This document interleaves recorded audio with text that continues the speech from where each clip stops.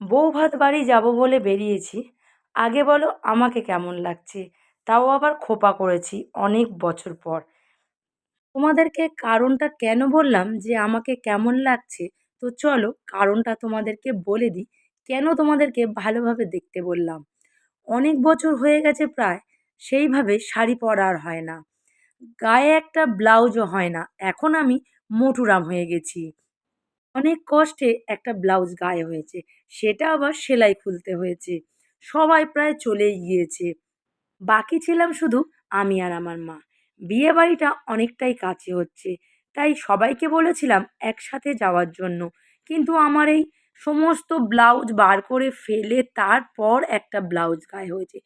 ততক্ষণে ওদেরকে বলেছিলাম আগাতে, আর আমরা গাড়ি করে গিয়েছি। গিয়ে দেখছি প্রায় সবার কিছু না কিছু খাওয়া হয়ে গেছে। খেয়ে দিয়ে সবাই বসে বসে গল্প করছে।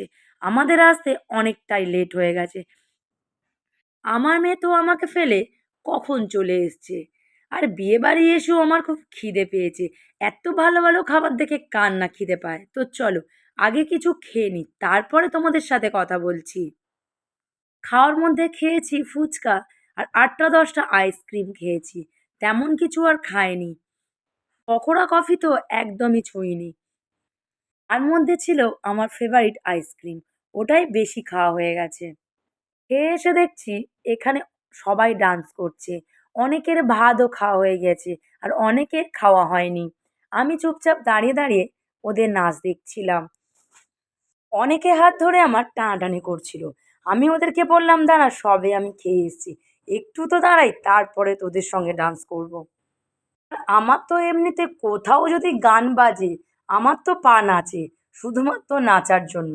আর এদিকে দেখো আমার মেয়ে সারাক্ষণটাই নেচে যাচ্ছে। ওকে বলছে একটু রেস্ট নে, ও আমার কোনো কথাই শুনছে না। কন্টিনিউয়াসলি নেচেই যাচ্ছে, নেচেই যাচ্ছে।